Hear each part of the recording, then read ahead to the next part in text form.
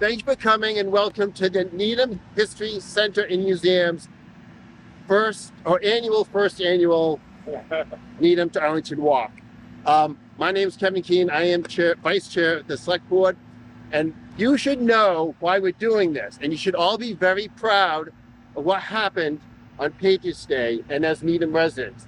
5 Needham residents died in this battle. The sacrifice was remarkable. You should also be very proud that the town, they did this really well. Wellesley never gathered at Wellesley Center. They just went off and started. We actually did it right. We did a textbook. And the minister gathered everyone and off they went. We know the route, and thank you to historians in Needham, they figured it out. In Brookline, they just bushwhacked through fields and meadows. They don't really know how they got there. We know how we got to the battle. And so many towns joined the battle somewhere along the Bay Road. We know where we joined the battle, at the Jason Russell House. So we kind of got the big three. We did it all right, and we still have it to enjoy. And as much as we think that was the start of self-government, the more ancient tradition is actually town meeting. And we have with us the town moderator, the embodiment of town meeting and the town of Needham, to sort of send us off. This is Michael Fee. Mike. Well, for all of you, thank you, Kevin.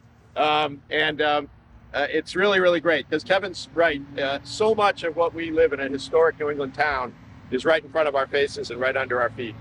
And town meeting's one of those things. And as Kevin and the History Center knows, and thanks to their great work, we know that Needham, at first in 1773, proposed at town meeting forming a committee of correspondence, which was the beginning of a revolutionary sort of think tank that each town would have, and they would communicate with each other about their rights and about their concerns and about what they wanted to do. And again, through the good work of the History Center, we know that by 1775, although town meeting rejected the Committee of Correspondence in 1773, that by 1775, a committee had been formed. It was led by Captain Robert Smith, and they had also sent a delegate to the provincial Congress. So those ideals, town meeting, provincial Congress, that's really, and also, just the thought of rights conveyed under God was very important to them, that were being taken away that day by a king. And the plan was simple for the British Empire: clamp down on town meeting, clamp down on self-government, clamp down on the right to bear arms and to form militias. And these people wouldn't stand for it. And to think that we are heirs to that, every time we open town meeting, I think of it, and I know you've probably heard me mention it before, but it's a continuous line from 1775 right to 2023. And by doing this today, you're embodying that, and you're reminding people of that. And I don't think there's anything more we can do for the next generations to come along and to remember history. And the work of the History Center is amazing. So Kevin said that the moderator was present at the Green, and that my job as the heir to that position is to say, ready, set, go.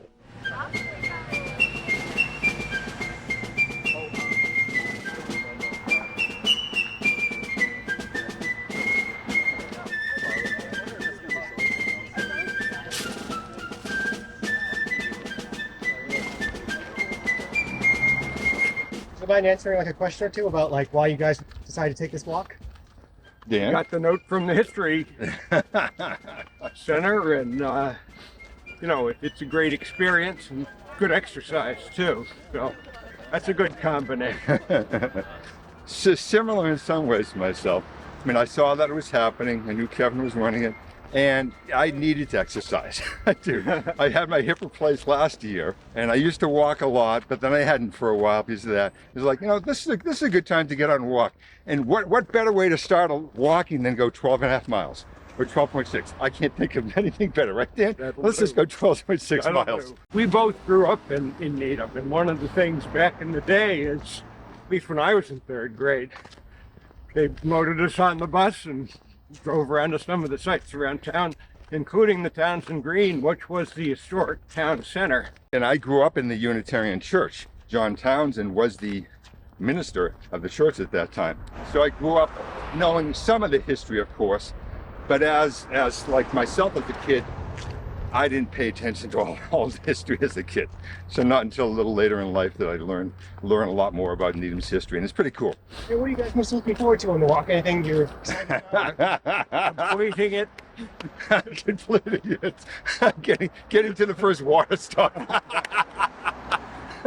But getting to the end and then having that kind of a little bit more of the feeling of connection to the fact that, oh, what actually happened back then in 1775?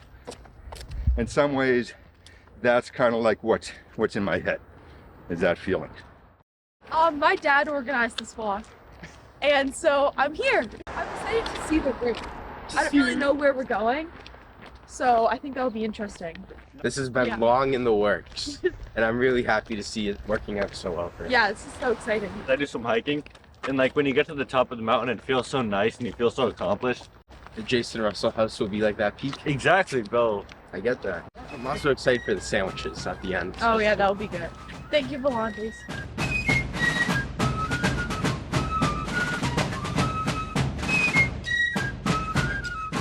The Minutemen met and gathered at Kingsbury Farm, which is where the Wellesley Country Club is now. And so they took this road down, but they were about an hour ahead of us because they were Minutemen. And so they're like further down on the road. Well, I'm kind of a fan of history, and I've always wanted to do the reenactments in Lexington. I never made it up there for that, so this is a partial version of that. Thank you so much to the Needham History Center for putting this together. It's an amazing thing. I can't wait for 2 years to see how many people walk on the 250th. Well, we originally signed up for the first one in 2020, and then it was canceled because of COVID. So we wanted to make sure we got to one of them anyway, because this is like an American pilgrimage, really, to walk the path of the militiamen. We've also been to the reenactment at the Russell House years ago. So this really ties that together. We have toured it, but we look forward to going in with an expert guide and learning more about it.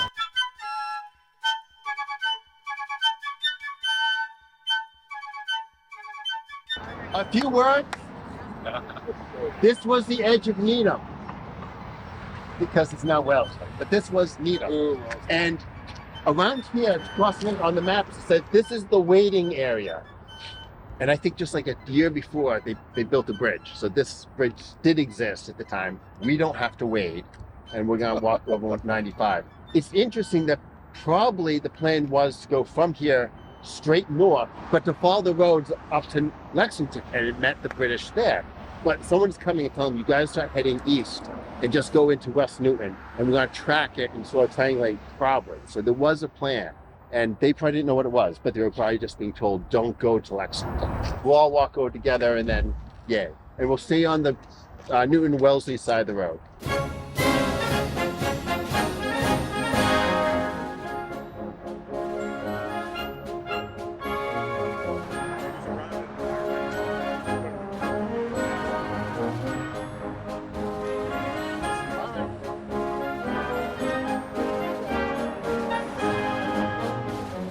I'm a history buff and just fascinated with the physical elements of history. And I'm from the Midwest, by the way, so where everything's 150 years old. So the ability to get connected physically with something that's this historical was fascinating to me.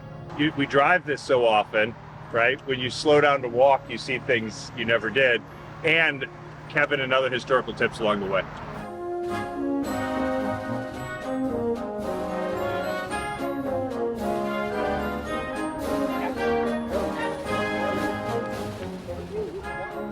By the way, you are just like over there, we're at mile 5. We've already gone 5 miles? Yeah. Cool. My app does not lie. Well, maybe it does. How's that feeling? Awesome. 5 miles? Oh, we're good. We had a water break. We can do We it. had our water break. We're Feel like you can do it? We can do it. We got it. We can meet the British when we get there? Perfect. Fight the British. Thank you. Okay, thank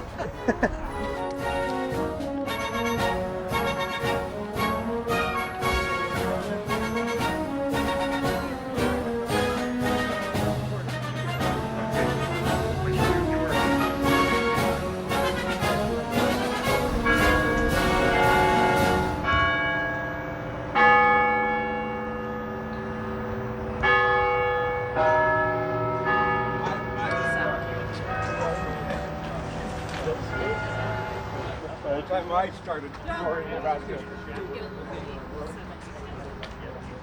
Take care of people. I like our idea for how. The reason this road is so straight is on the maps in 1770, it was actually a pasture, and the roads actually went around, but there was a dotted line, there was a footpath straight across just to bisect them. And that became the right of way. So when you go down the street, you'll notice it's unnervingly straight. It wasn't, so it wasn't the Roman chariots. Yeah, no, it Not wasn't the that. Roman chariots. And it wasn't the whole thing about, the cows made the roads in Yeah, Boston type of thing. They did, but I mean, here it was really just a cut through. Yeah. It's been great that Kevin has been narrating and giving us historical facts along the way and historical perspective. So, yeah, it's very interesting to be walking in the footsteps of the fighters. I like to walk long distances, so this was a good way to get the walk in. And we were just talking amongst ourselves in terms of the mentality of what it must have been like to be going over there and knowing that after this 12-mile walk you were going to be fighting. It really must have been a mental challenge.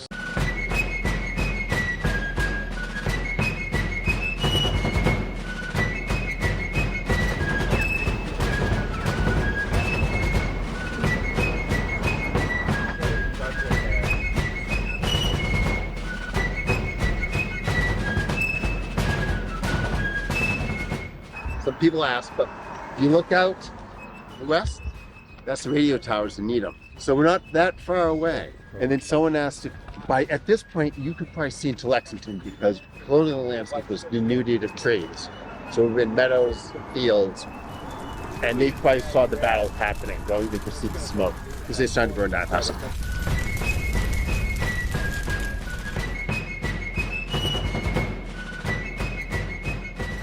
2.7 left. 2.7. Woo! Yeah! Go team! You just ran a marathon 5 days ago. How do you feel? I did.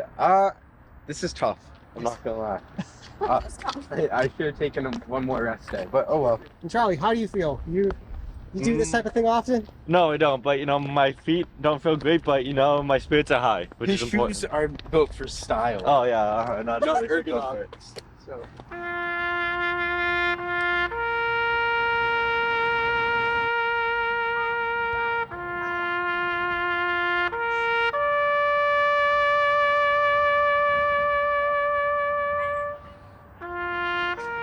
So at this point, we're about, I think, 2 miles away from the end. The group's pretty strewn out at this point, but I'm trying to keep up with the lead group because I want to be there when they arrive so I can get their first reaction when they see the Justin Russell House and realize, we finished!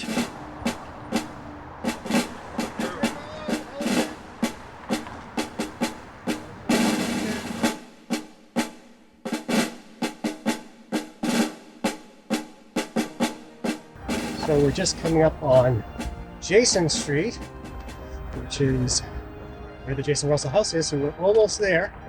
So Kate, it looks like you are going to be the first. I think this is it. Yes, because everyone's so far behind, and the Jason Russell House is literally just in front of us.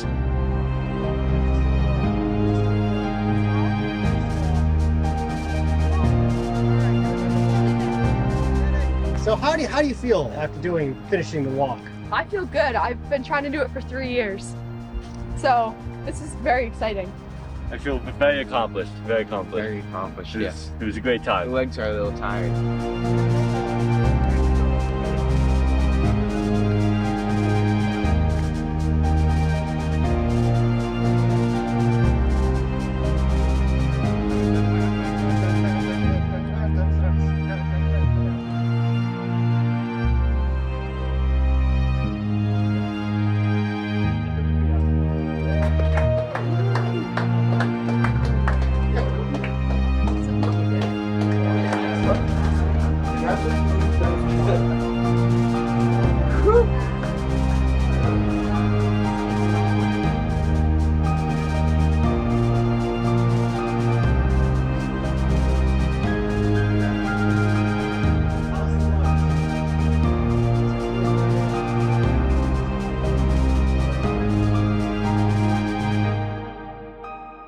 thank you for all coming, and thank you to the volunteers making this possible. And I'm sorry you're all so sore. We want to honor the people who did die here. This is an extremely bloody site, and I think they died by the burn. That's where the first attack was. I want to introduce Tim Dewar, commander of Needham VFW. Thanks, Kevin. My name's Tim Dewar. I'm the commander of the VFW. The Needham VFW is one of the largest VFWs in the state, and the VFW is the largest combat veteran organization in the country. And it's an honor for you to include us, Kevin, who's also my neighbor. Yeah. Marianne. But one of the things we do to honor veterans, especially, we usually do on Purple Heart Day, where we read the names of all the 97 Needham veterans that have been killed in action. So we just like to say the names of the veterans that died here today. And then there was one in East Lexington. Yeah. And then one wounded in action. Where was that? Here. Here. Okay. Also. All right. That was Caleb. Caleb Kingsbury. Yeah. So here's and salute. I'll read them. Ready? Salute. Okay. Lieutenant John Bacon, Sergeant Elijah Mills, Amos Mills, Nathan Chamberlain, Jonathan Parker, and wounded in action, Caleb Kingsbury. Thank you. Chaplain Keating. Lord God, Almighty Father, creator of mankind and the author of peace, as we are ever mindful of the cost paid for the liberty we possess today, we ask you to bless those who gave their lives here for our freedom. Give all of us the courage and the hope and the strength to carry on that freedom.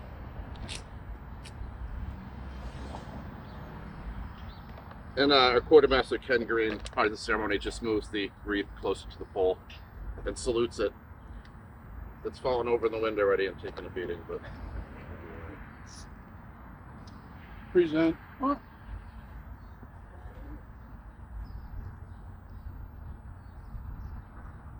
Order. Thanks so much for including us. It really means a lot.